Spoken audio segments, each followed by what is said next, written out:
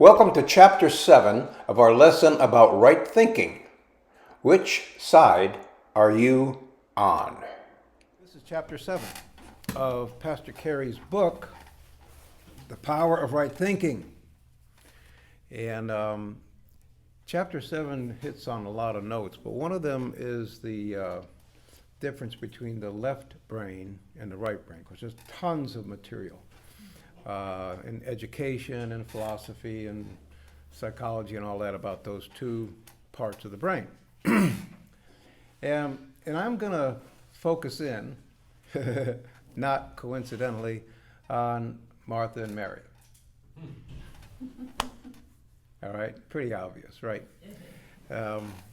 So a lot of times left brain people get married to right brain people.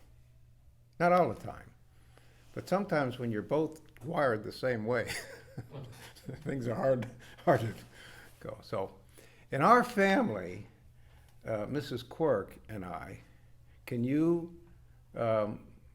guess who the right brain and who the left brain is? Who's the numbers person? Yes, Mrs. Quirk. And I'm the dreamy airhead person. And it's interesting because, I don't know if you've taken a lot of those tests, the Myers-Briggs temperament survey, and then there's a lot of them that are based on that. And so you answer 75 questions, and then it from your questions and how you answered them, it lays out a profile of who you are. And one of my problems is I'm almost equally divided. I've written poetry and done art and all that sort of thing, but I went to an engineering school. I did okay. I like math and I like science and I like all that stuff. And I need to see logic. I need to see it. If somebody's planning a project that's got an outcome, I want to see the steps. And and the timing of the steps and how much it costs in between. I think that's, now a total airhead goes, we'll just do it, let's start digging. So anyway, I'm kind of, I'm hard to figure out because people will see, what I've done and all that, and then all of a sudden I go on this detour into some space someplace, and it confuses people. But anyway, let's talk a little bit about that. And I want to get to the conclusion before we talk about the steps. The conclusion that Pastor Carey is trying to make is that to engage in the dreamy part of your mind, the right brain, to engage in it and use your spiritual imagination, to lead. Now, I've said, I don't know how many thousands of times, but in this class, that we are made up of 4 dimensions: the body, the mind, the soul, and the spirit. And I put them in that order because our physical sense is really the least important, even though we make it tremendously important. The mind, of course, is always thinking, planning, you're listening. Some of you are fantasizing, that's okay. And understanding, and maybe even engaging in some thoughts of your own. That's the mind. The soul is the seat of our affections, our desires, our appetites. So they're all part of the flesh, and they're interwoven. The mind works with the body and the spirit and the soul. The spirit is different than all of those. Those 3 dimensions are our flesh, mostly. They can be blessed, they can be used by the Holy Spirit and by the power of God, but they're our flesh. The spirit is our spirit. And once we're born again and we believe in Jesus, our spirit is alive and in touch with the spirit. In fact, many people teach that it's complete, that it's the spirit that's seated in a chair in the throne room of God right now. All right, nod your head so I can hear your brain shaking. All right, more or less with me, good. So what Pastor Carey was trying to get across was that sometimes we can get locked in to our logical, intellectual thoughts. And that blocks us from the beautiful worship of the Lord. Boom. So with Martha and Mary, there's three records of them. The first one's in the book of Luke. And this is where Jesus goes to visit, Martha and Mary. And he goes to the home, and actually they call it Martha's home. So that presupposes that maybe she owns the property. There's no gentleman involved. There's no husband. There's Lazarus, but he's a brother. So it appears, without, stating it, that Martha's the older sister, that maybe Lazarus and Mary are younger. So they go to the home, and Jesus sits down. And, of course, Mary, she's totally left brain, and she sits at Jesus' feet, and she worships him. How y'all doing? Your entrance is on tape. I know, so you're being nice and quiet. So anyway, Mary occupies her time worshiping at Jesus' feet, right? So this is a right-brain person. Martha is, in fact, the word that it says in that scripture, she's distracted by the work. She's distracted. So a lot of people, defend Martha, and I think it's okay. They say, well, she gets a bad rap but the word distracted is in there. So it means that she's, cooking and cleaning and setting the table and making sure everything's all right, And then she tells Jesus to scold Mary. This is one bossy girl. Do you know anybody like that? Sure. Right? I mean, she's bossy and she's in charge. She's the smartest one in the room. In fact, she's smarter than Jesus, She's saying, Jesus, come on, what's with this? I'm doing all the work here. And Mary, she's just sitting at your feet. And what's Jesus say? Mary has chosen the better part. So that's an example of, in clear text, with a narrative in the Bible that says the better part is to engage your spacey brain, your imaginative brain, your artistic brain, to use your imagination to engage in that love affair with Jesus, who loves you so much you can't even get close. Okay. The next account is John chapter 11. I'm laughing because we just talked about that. This is a huge account, this record, of what happened when Jesus raised Lazarus from the dead. I mean, you can probably make a 10-sermon series out of all the lessons that come out of here. But let's take a look at some of this, and I'll give you the point. The point is that we need to change the way we think. Every one of us, no matter how devout you are, no matter how long you meditate, how deep you are in the Lord, there's always another place, a deeper depth and a higher height in your devotion and love for Jesus.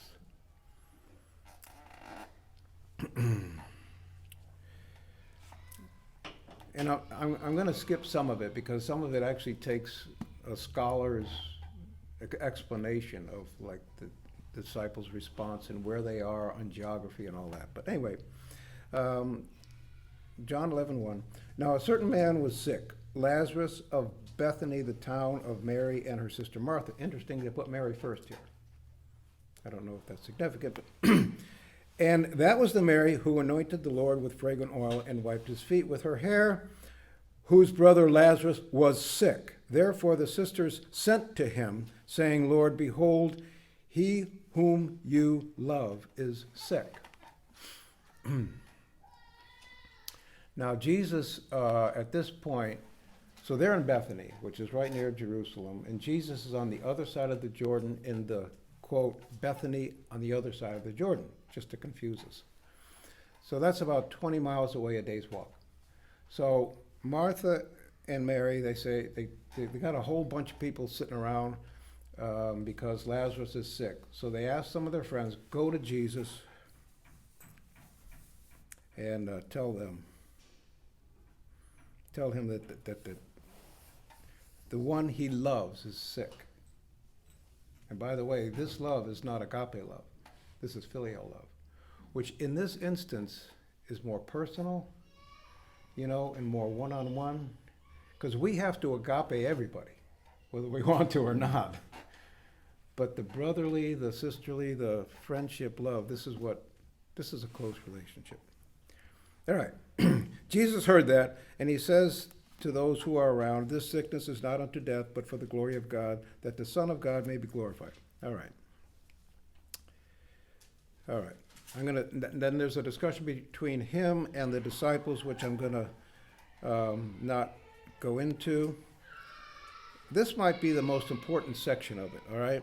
So Jesus came. He shows up near Bethany. He's not there at the house yet, all right, but he's nearby. And Martha, as soon as she heard that Jesus was coming, she goes out to him. Martha, she doesn't wait for anything. He might be a block away, a half mile away. So he's a little ways away. She hears he's coming. She's going to put this thing in order. She's in charge, right? So she goes to Jesus, right? Now Martha said to Jesus, Lord, if you had been here, my brother would not have died. I don't know if I'm injecting this into Scripture or not, but there's an attitude, right? I mean, she's saying it almost in the same way. Remember Zacharias, when the angel said, your wife is going to be with child? He goes, how can this be? How can this be? Okay, you're not going to talk for 90 days, or 9 months. So his attitude offended the angel of God, so he was corrected. By the way, Mary said the same thing. When Gabriel came to her, Mary said the exact same thing. How can this be done? But it was like how? Exactly. What are the steps we're going to go through? I mean, I haven't been with a man. So it was a totally different, same words. Left brain, right brain. Intellect, spirit. Zacharias, never happened before. My wife's old. And Mary's going, oh, okay, I'm with you, but how? I mean, so this is this is Martha, and she goes, now Martha said to Jesus, Lord, if you had been here, my brother would not have died. But even now I know that whatever you ask of God, God will give you. So there's faith. God bless her. She's upset, she's angry, she's challenging, but she has faith. And Jesus says to her, your brother will rise again. Now, Jesus knows what he's talking about. He's in the grave. Jesus is speaking on a spiritual, left brain level. He will rise again. Martha's receiving it on an intellectual, I know, he'll rise again on the last day. So the teaching of the resurrection is an Old Testament teaching. In the last days, we're going to rise up. And I can see Jesus going, just like he said before, Martha, Martha. All right. And then this is the eternal, powerful statement that erases the sorrow of death. I am the resurrection and the life. Another I am. Same I am that knocked down the guards in the garden. He says, oh, come on, get up. We got to go through with this, but I just want to show you. I am the resurrection and the life.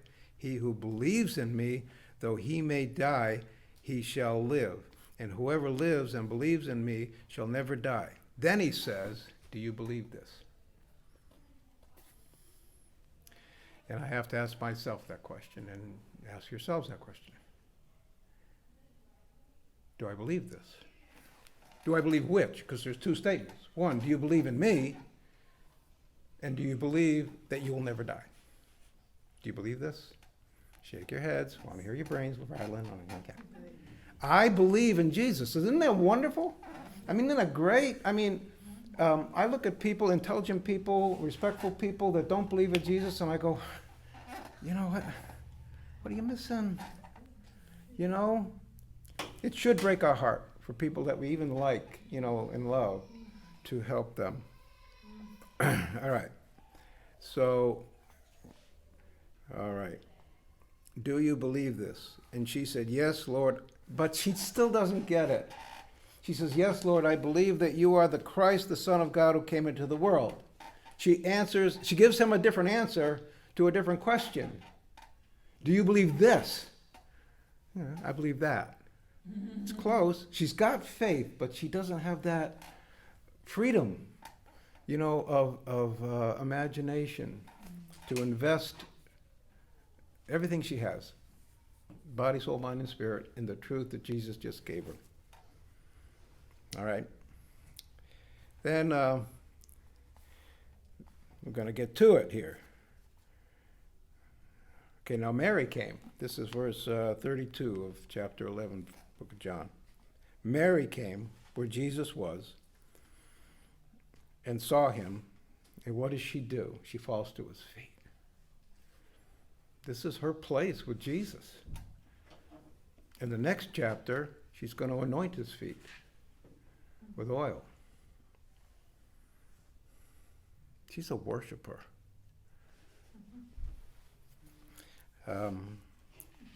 And she falls to his feet and she says, Lord. And here's the different tone. Same words. Lord, if you had been here, my brother would not have died. Statement of fact. But she's at his feet. She's not in his face. Martha's in his face. Lord, beseeching. Therefore, when Jesus saw her weeping, and the Jews who came with her weeping, he groaned in the spirit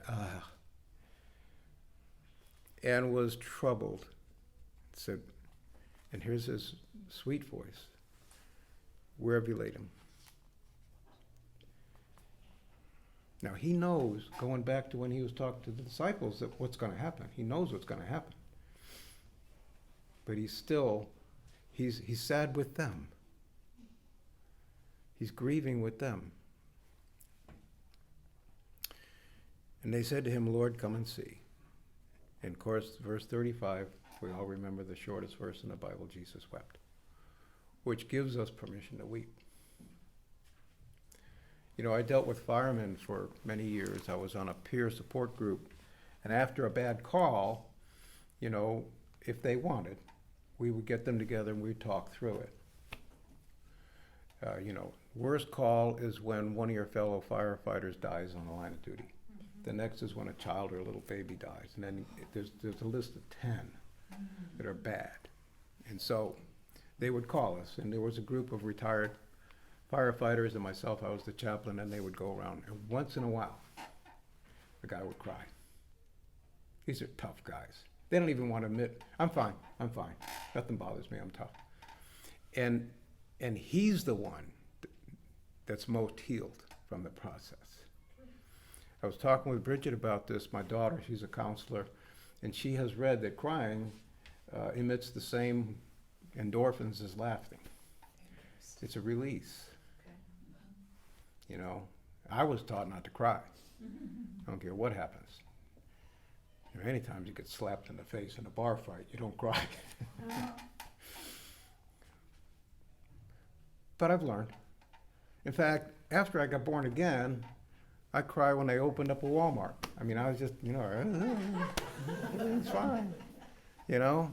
In fact, I remember this one. We had a preacher that cried, Pastor Newton, Larry Newton. He'd cry all the time, right? So there was a Wednesday. I was kind of a new Christian, but I was in ministry and teaching. And so on one Wednesday night, I think it was, he asked me to take over, you know, and it was the movie, The Chariots of Fire. So, you know, we showed the movie. I got up at the pulpit. I took over for him, started crying. He had a little shelf in his lectern with tissue in it, and in the bottom was a trash can. So, okay, Pastor, I did what you did. So. That's a great movie, by the way. Okay, so Jesus wept with them. He wept with them. What a moment, because they knew. They called him the teacher. Go see the teacher. Martha expressed, yeah, you are the Son of God. What do you expect from, the great leader? And he's weeping with them. Then the Jews said, see how he loved him. So it was an expression of love. See how he loved him. Could this man, and some of them said, could not this man who opened the eyes of the blind also have kept this man from dying? Yeah, he could have. He prayed for so many sick people. By the way, they're all dead.